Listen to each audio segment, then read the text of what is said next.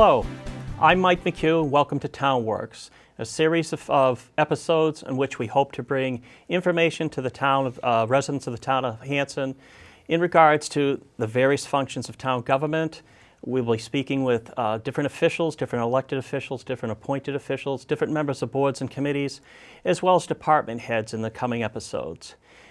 Today with me I have Kevin Sullivan, who is the chairman of our Finance Committee. Kevin, it's a pleasure to have you. Thanks for having me. Thank you for being here. Why don't we start with asking a little bit about your role as chairman of the Finance Committee. I know that you've been chairman once or twice before, and maybe you could just give us a little background on your involvement in the town of Hanson. Sure. I'm originally from Whitman, grew up, born and raised, went off to college. My wife and I decided that we would settle back down in Hanson. When I got to Hanson, wanted to get involved in the town and looked into it, and Finance Committee, interested me because of my background. Got appointed to the Finance Committee by the then moderator, Mr. Charlie Mann. I served a 3-year term. I believe it was from 2012 to 2015.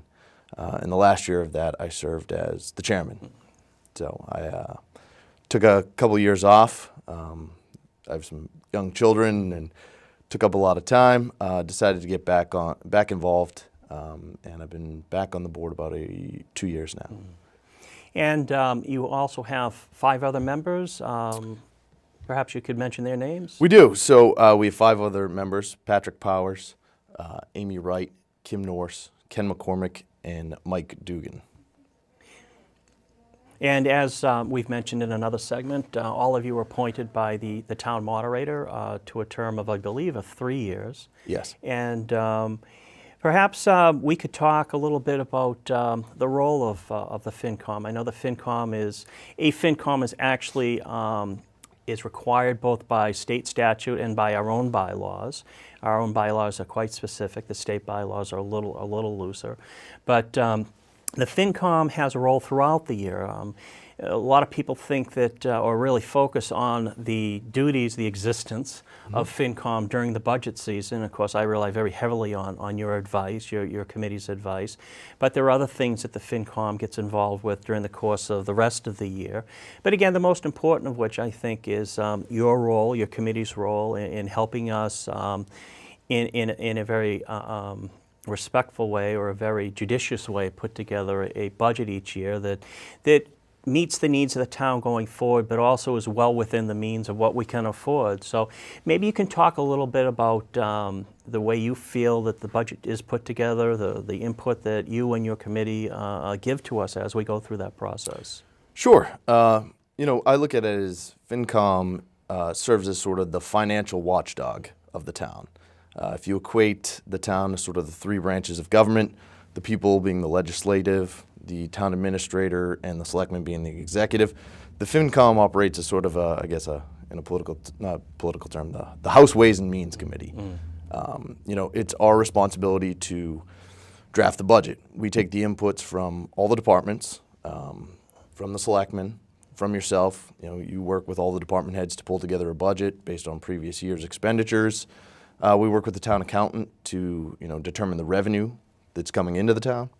And we take that, consider the factors, look at capital improvement, long-term growth, where does the town hope to be. So you take a lot of different inputs from a lot of different sources.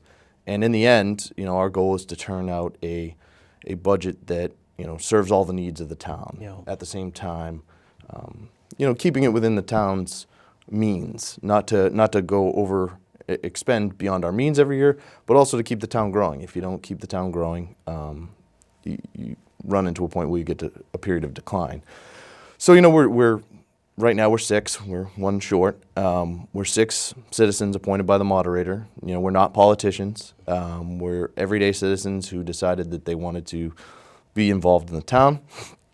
And so that's sort of our background. We have people from varieties of backgrounds, from banking and finance.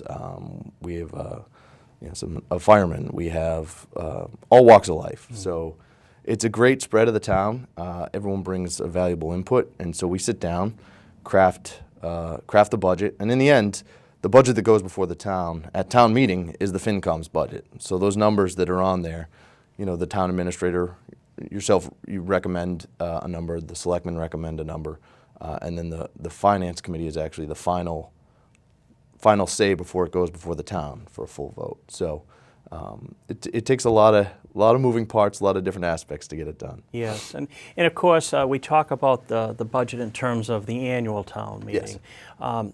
And it is a very, I've found in the town of Hanson and in other towns, but particularly here in the town of Hanson, it is a very cooperative process. I know that if your committee has questions as to what any particular department may be looking for, especially additional funding if someone's looking for additional equipment, expenses, perhaps additional manpower, additional hours of operation, that if you have questions, and you generally do and you should, that you'll bring that particular individual in or representatives from a board or committee, and you'll have that conversation back and forth and try to come to an understanding, give them a hearing as it were, for them to explain those additional expenditures. And I find that with very, very rare exceptions, that the FinCom does come to an agreement on those sorts of things, that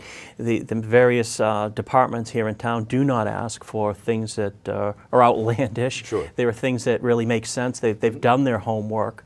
And the FinCom, when they're given that information, recognizes that and gives its stamp of approval. And it has been, again, in the few years that I've been here in the town of Hanson, it's been a very rewarding and a very, very positive experience in putting these budgets together.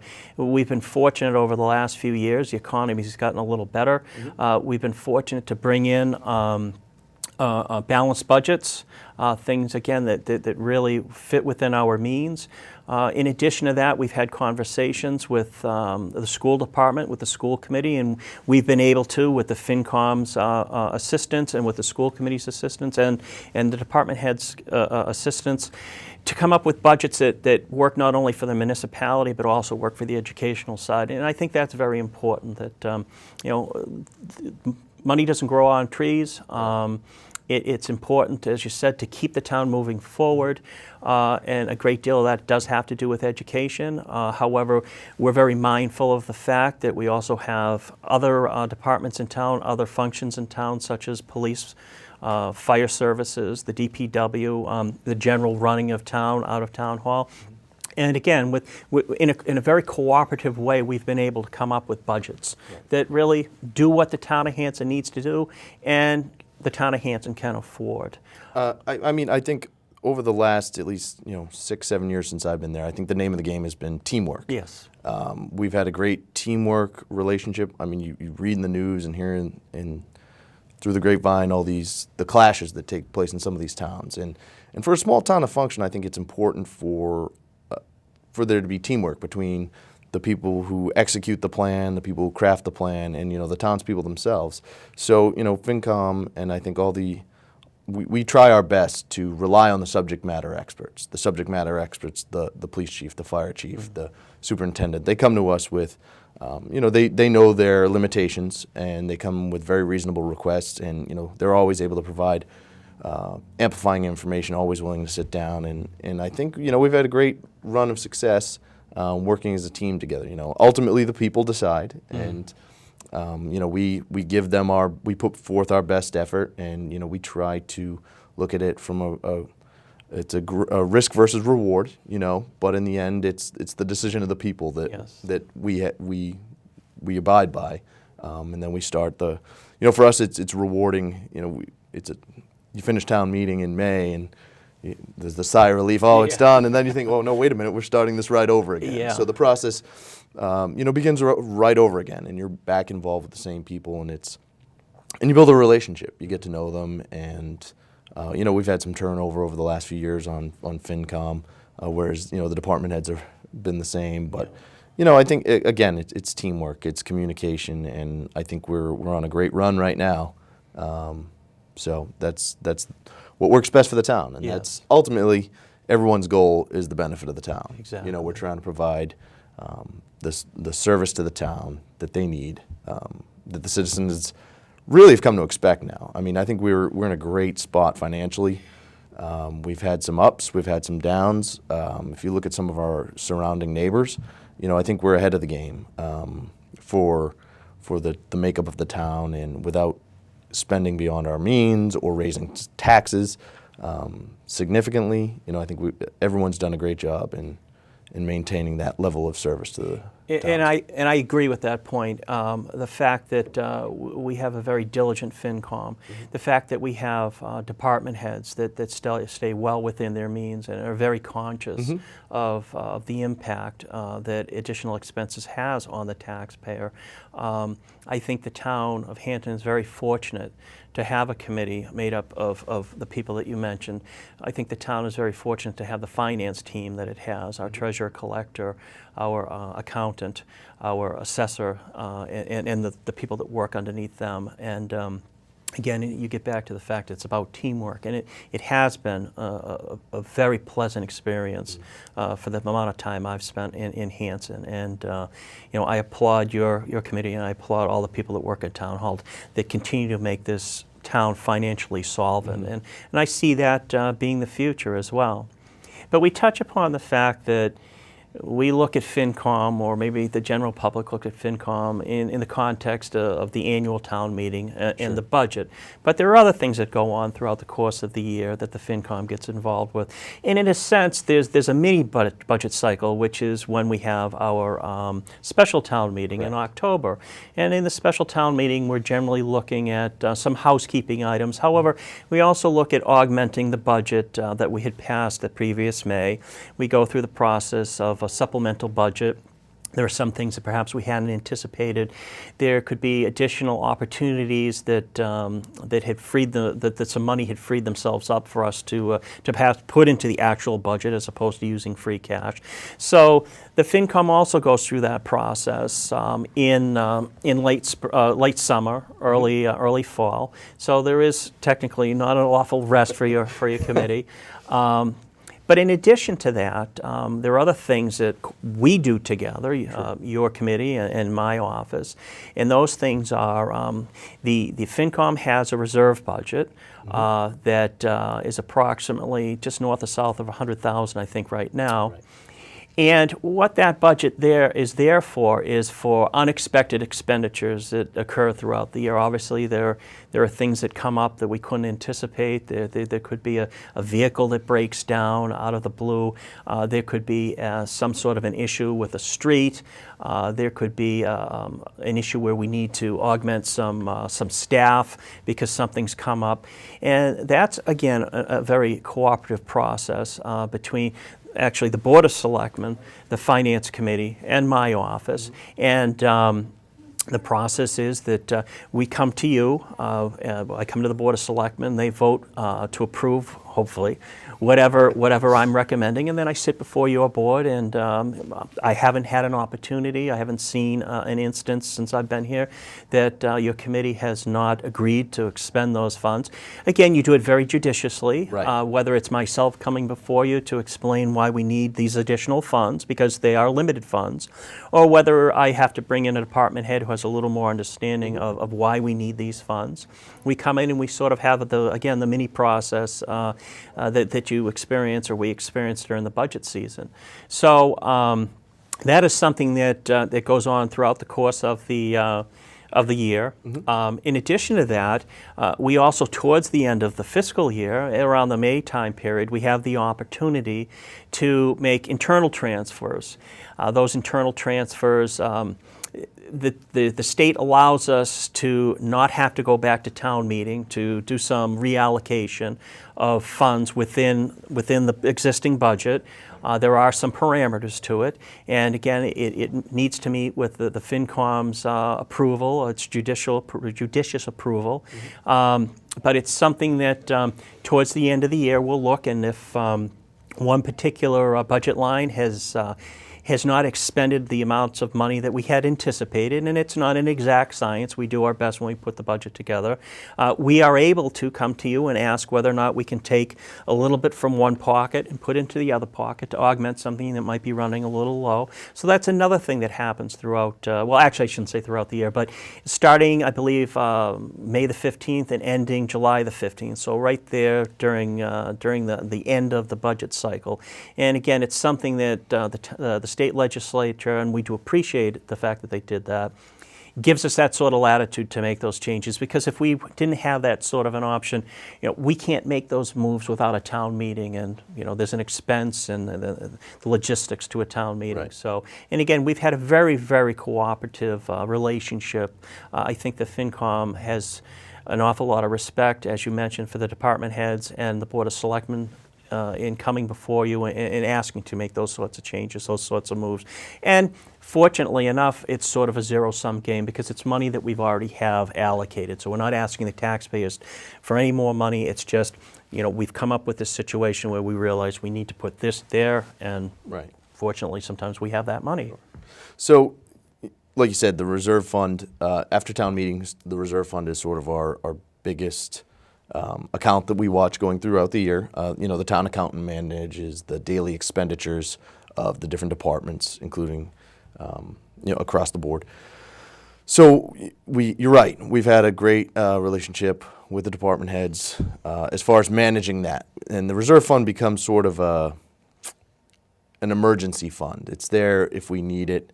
And usually everyone's pretty good. We can't dip into it too early, but as the year goes on, we can start using it for items that weren't necessarily budgeted for. I think we've got it down to, I won't say a science, but the budget cycle is difficult. It's difficult for, we understand it's difficult for a department head to anticipate all of your budgetary needs, especially in some of the police, the fire. There are unknown expenditures. Well, they can be moving targets. Right, exactly. So there's opportunity to fill in the gap and to sort of, we sit down with the department head and say, okay, we're allocating these funds here. Let's think about it going forward. And is this going to be now a new recurring expense that we should plan on budgeting for? And so, that's part of the communication aspect, because if the department head is able to communicate and say, I need this one-time set of funds to fill the gap, I'm planning for it going forward, that's where it's part of the communication cycle. Because the most difficult thing, I think, for myself and the rest of the committee is when you receive a budget and there's a significant increase in the line item over the previous year without an explanation. And we don't have that very often, but sometimes there are the one-off lines where it's a 15% increase over the previous year. And you look at it and say, okay, what happened here that changed? And at that point, it's the department head can vocalize that, no, this was where we needed the reserve fund transfer to cover the gap. We're anticipating needing this growth. That's why the increase is so great. So we do that throughout the year. We see a few of those over the year. We see usually in the winter. I think last year we had maybe a storm-related one. Yes. For the town hall, Yes. I think it was. But then we see more reserve funds transfers as we get to the end of the year, as well as the line item transfer. Mm-hmm. So the line item transfer is sort of it's an opportunity for the department head to say, I overestimated or underestimated. I can correct this going forward, and it's an opportunity to move, like you said, to move the funds without having to hold a full town meeting to explain, how and why this happened. And it's sort of it's a learning process, but it's one of those necessary functions of government that happens.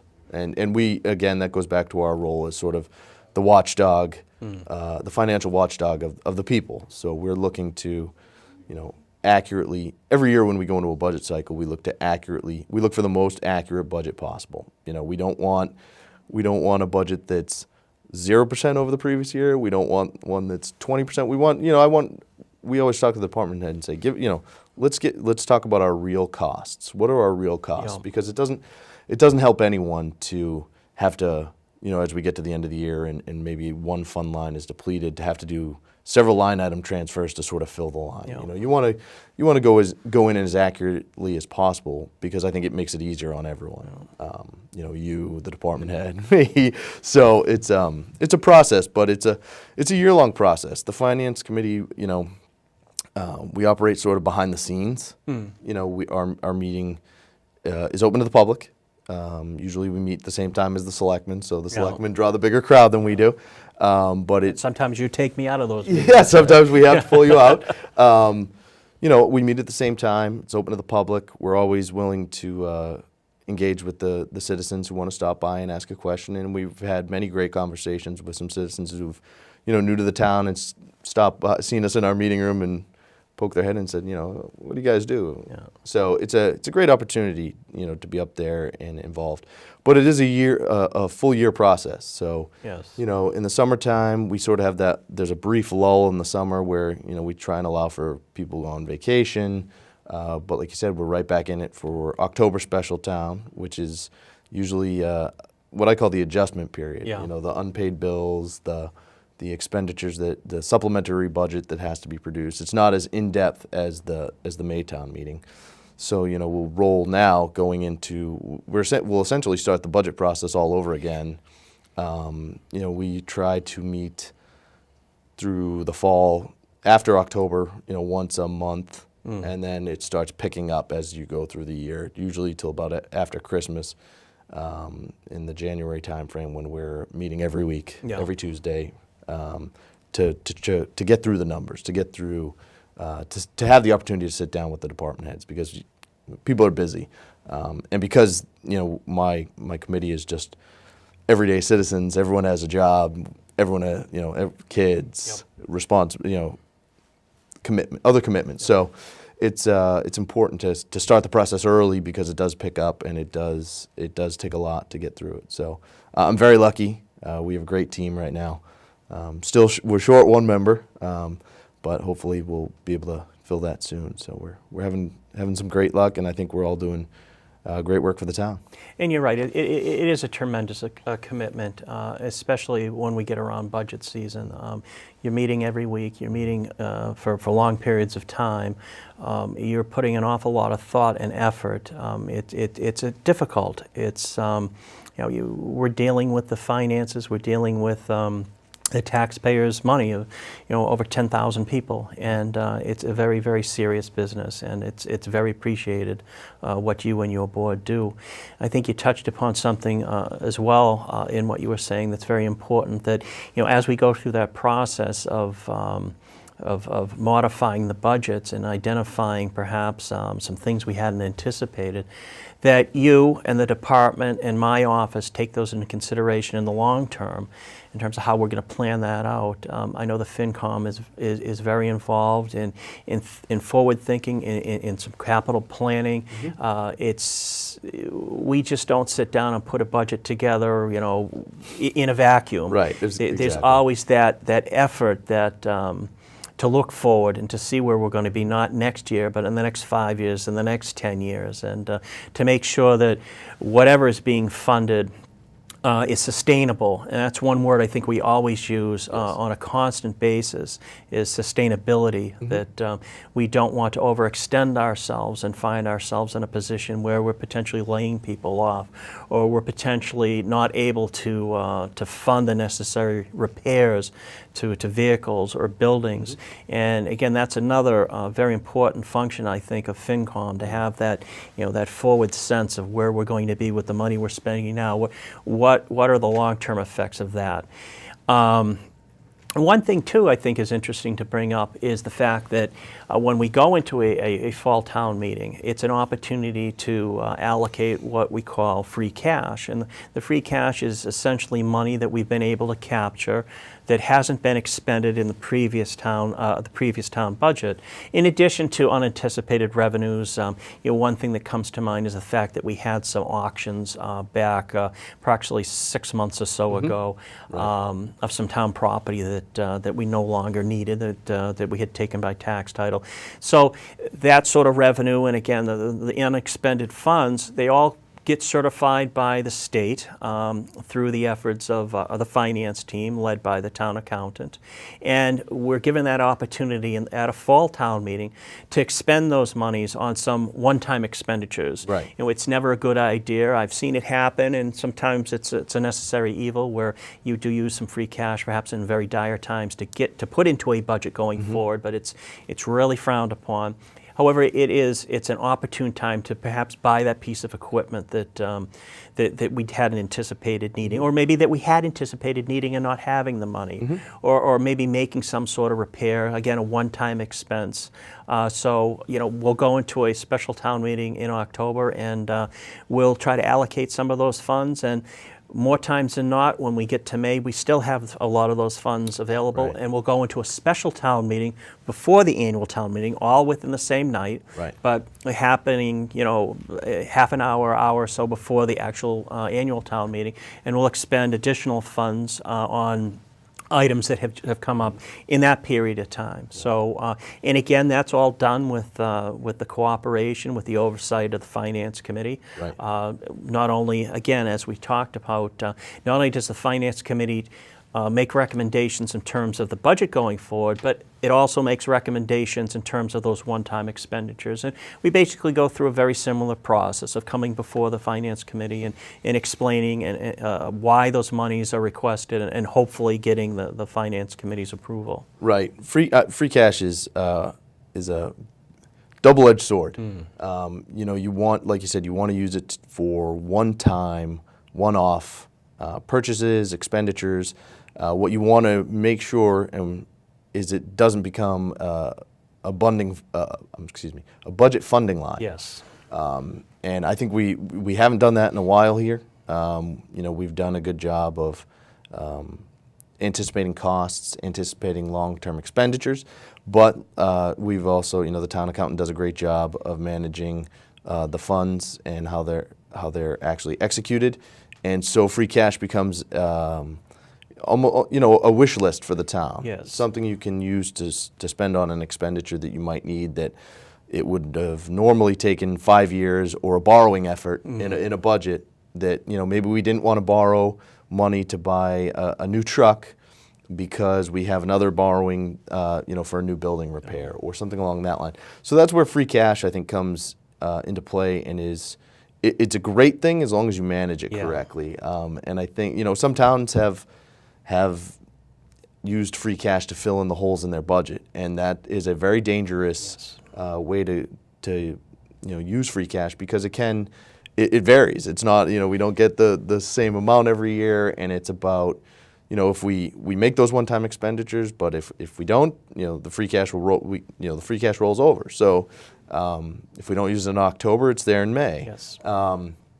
So it's great, and I think we've done a great job over the last few years of ensuring that free cash is used in the proper manner, and I think we've had some great wins using it. Yeah. So. And it goes back again to the word that we were mentioning before. It's sustainability. Absolutely. You don't want to build a house on sand. And, Right.